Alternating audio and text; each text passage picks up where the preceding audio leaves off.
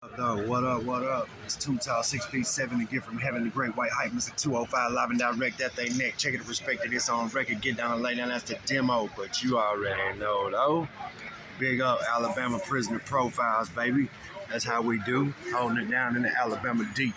Oh, see, already. Y'all think it's a game?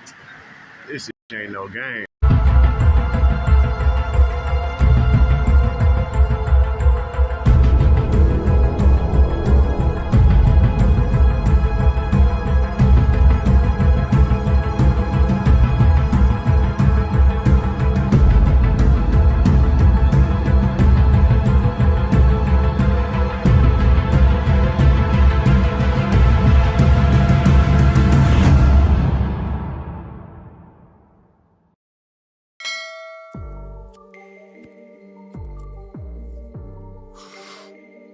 DC the Voice, Alabama Prisoner Profiles. What is going on with y'all, man? Make sure y'all continue to like, subscribe, share the content, leave a comment, send a super thanks in the comment section. That's that little heart with the $sign. Make sure y'all continue to bless that Cash App and the PayPal $sign Bama Prison Files with 2 S's. Say, man, all the footage at the beginning of every video is from inside the Alabama Department of Corrections most of the time, right? That being said, that does not necessarily mean said footage correlates with said video or the subject matter of said video that it is displayed at the beginning of, which it should be obvious if you've been watching.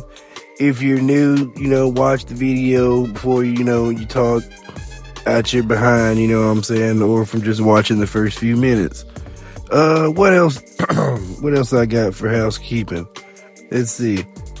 Yeah, as y'all can see, if you don't know, you've got to try to defend yourself.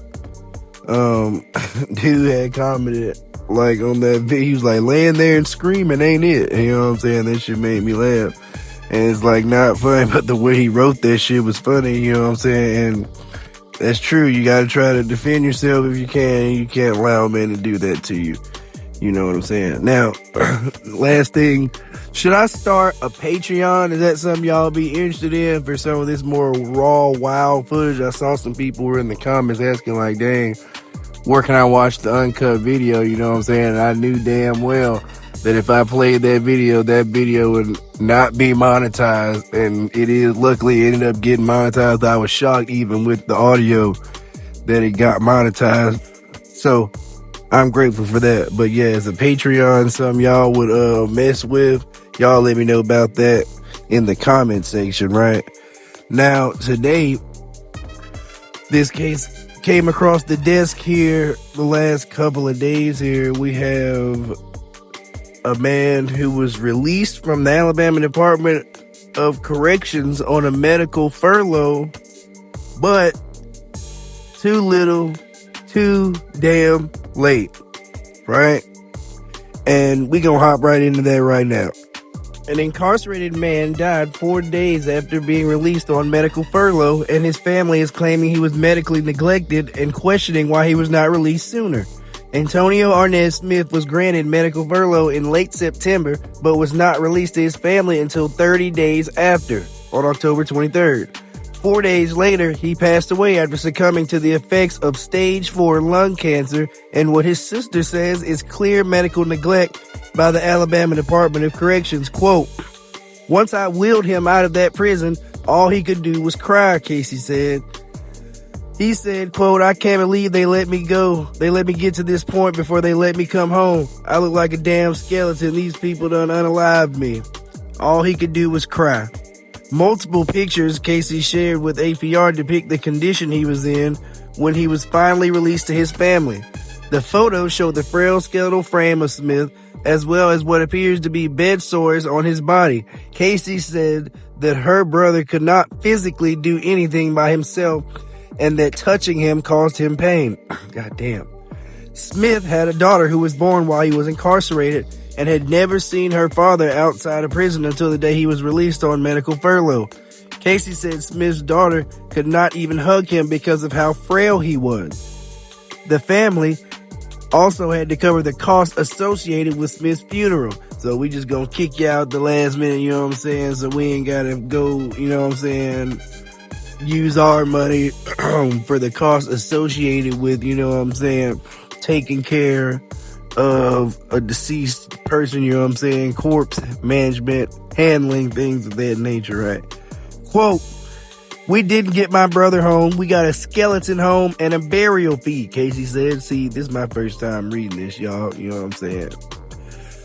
Once he was released to the family, a nurse with the hospice facility came and saw the condition Smith was in.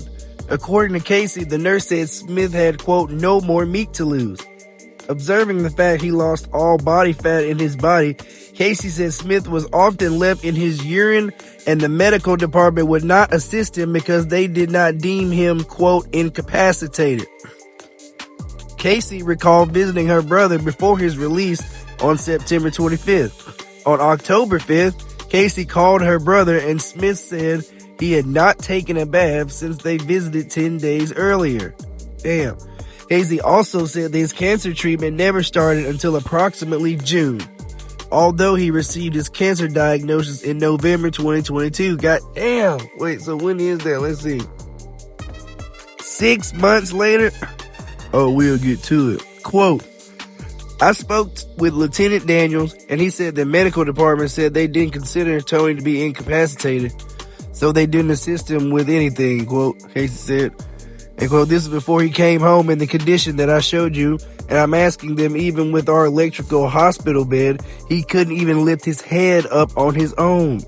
So just to get out of bed, he was having to pay other inmates." Man, they ain't even taking care of these folks. You paying other damn inmates for medical care. That's crazy. That's crazy. That's probably now that's a little hustle right there. I'm not gonna lie. Y'all let me know what y'all think about that, because that could be a little hustle, low key. You know what I'm saying? But it shouldn't have to be. You know what I'm saying? There should be proper health care.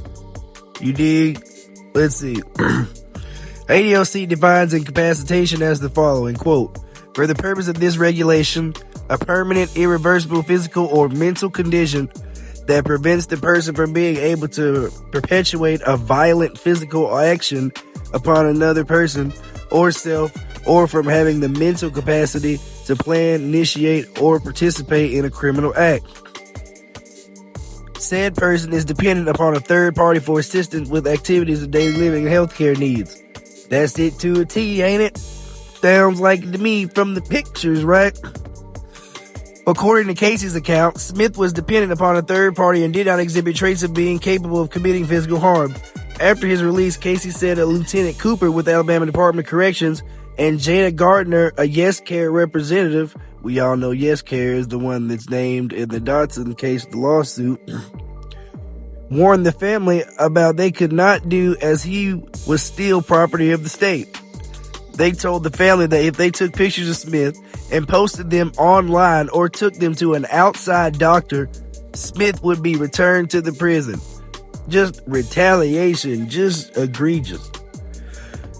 Casey said Cooper and Gardner were more worried about the family putting Smith on social media than they were about his status. As I told y'all before, like I was telling somebody the other day, the people selling drugs with their phones and putting hits on motherfuckers and calling, extorting families, and they don't give a damn about their cell phones, you know what I'm saying? Motherfuckers posting stupid shit on social media. Look at me, I'm in prison, look at me on the cell phone. They don't give a damn about their cell phone, you know what I'm saying? They only care about the cell phones that could get them up out of there, filming their corruption, their indiscretions, their messed up stuff that they're participating in, their corruption. Crazy. Before obtaining medical furlough in September, Smith attempted to obtain release through the provision in May, but was denied by the Alabama Department of Corrections Commissioner John Hamm. Come on, Hamlet, what you on? This was covered by several news outlets at the time as well. I don't remember that. During a June Prison Oversight Committee meeting, Hamm addressed denying Smith's petition for medical furlough at that time. Hamm explained he denied the request for medical furlough then because Smith still had the capability of, quote, committing crime. and was convicted of murder. Despite Ham's characterization of Smith, the now late man was already in work release centers for several years and classified under minimum custody. Damn. Smith was at North Alabama Work Center since at least 2018, according to Casey, before being moved to Red Eagle Community Work Center in 2020, before his lung cancer was revealed. See, if you're going to be anywhere, I imagine that's where people want to be. Like I said, everywhere is hell, but them two places, the work centers, you know what I'm saying, the work releases, they're a little bit better, you know what I'm saying? That's probably where you want to be, as opposed to Downton or any other level 4, you know what I'm saying? Goodness gracious. He was moved to Kilby Correctional Facility in January. The Alabama Department of Corrections website describes a minimum custody as, quote, lowest custody designation an inmate can receive. Minimum custody is further divided into 3 levels: minimum in, minimum out, and minimum community. Red Eagle is a minimum out custody facility, which is also defined on the Alabama Department of Corrections website. Appropriate for inmates that do not pose a significant risk to self or others, and suitable to be assigned off-property work details without the direct supervision of correctional officers, the website says. So y'all remember in the video yesterday where they put these folks are not eligible or to go out into the community and be amongst the community, yet they going out in the community in work release, working every damn day. You know what I'm saying? Craziness. Casey said she took the issue with Ham's reasoning to deny medical furlough in May because Smith had already dramatically lost weight once arriving at Kilby Correctional Facility in January. Casey said Smith fell from 140 pounds to 104 pounds and already could not move on his own in May. Again, despite this, the medical department never considered Smith to be, quote, incapacitated, according to Casey. She was also upset her brother was fine to go out and be around the community under work release, but could not be released to allow his family to take care of him as he suffered from cancer. Y'all see, I'm telling y'all, it's my first time reading this ish. I'm just pulling it out of my head as I go. Y'all, I'm telling you, I'm connecting the dots, so y'all paying attention. Do y'all homework on, you know what I'm saying? Are y'all getting the whoop? Are y'all picking up the whoop? Do y'all homework on the Alabama Department of Corrections neglecting folks' health care? You dig? Quote, now that he's down and can't do anything on his own, you're going to say that he's fully capable of committing crime, quote, Casey said. Quote, but as long as he was healthy enough to go out and work, it was fine with y'all because you allowed him at a community work center with your kids and everybody else he used to be around, but he was a threat to society then. Smith was charged with the murder of his girlfriend at the age of 22. In an appeal that was denied, he stated he had ineffective assistance of counsel because his attorney never mentioned specific information in the trial, including the time of the shooting. He was twice the legal intoxication limit. Smith's prosecutor was Doug Velasca, who was alleged in the petition as being affiliated with the Ku Klux Klan. Damn, man, I'm telling you, man, you see how this all comes full circle? Y'all see, man, the Klan, well, we're talking about, in the comments, like, yeah, they feel like, doing all this to white people inside is get back for slavery. Like, it's like, that's kind of a stretch. I think that's kind of a stretch for real. But lo and behold, we got the prosecutor, you know what I'm saying, that is putting on the sheet, prominent member of the community, right, funneling African Americans and whites and Mexicans that get swept up into the justice system. Lord, I'm sorry, y'all. This woman just walked out the stove with 2 AAU basketballs in the back of her pants, but she got 5 children. So let me get back to the video. But yeah, y'all see what I'm saying? Y'all picking up what I'm putting down and what's going on. Y'all see what's going on. Funneling them back into the Department of Corrections to work for the people he's playing golf with, right? The big, you know, what they say, food industries, other labor, mechanical labor, you know, all type, construction. whatever institutional need type job they have, funneling back in there to work for them folks, and then the parole board doing their job, denied. Get back to work, slave. The appeal also states the judge gave Smith a 99-year sentence despite Smith having no prior offenses and the decision exceeding the maximum sentence authorized. In another document, Smith's brother, a witness when the incident occurred, said it was an accidental shooting because they could have intervened to help him before he got worse. And he was medically neglected. Quote, "You held him to the point where he didn't have a chance," Casey said. "We know there's a lot of medical neglect because of the fact of the condition he was in. Just to think about him being in that prison knowing he couldn't physically do anything for himself."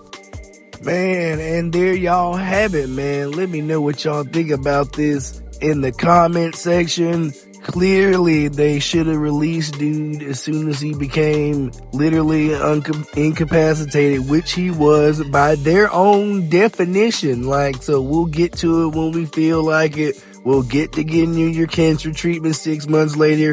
We'll get to releasing you, 6 months to a year after you done been incapacitated, and 4 days before death. Physician in there probably was like, look, he's got like a week. You know what I'm saying? 2 weeks tops. Let's go ahead and get him up out of here so we don't have to deal with, the costs associated. Let's go and pass on the little funeral fee and whoop-de-wop. Our little autopsy, we can't do autopsies no more, which there has been a law passed on that. I'll probably do a video on that here soon and bring that to y'all to let y'all know what's going on with that situation that arose from the Dodson case. K.I.B. hurry up and goddamn, sign some into effect, when certain people act on things. So, but yeah, man, y'all like, share, subscribe, leave a comment.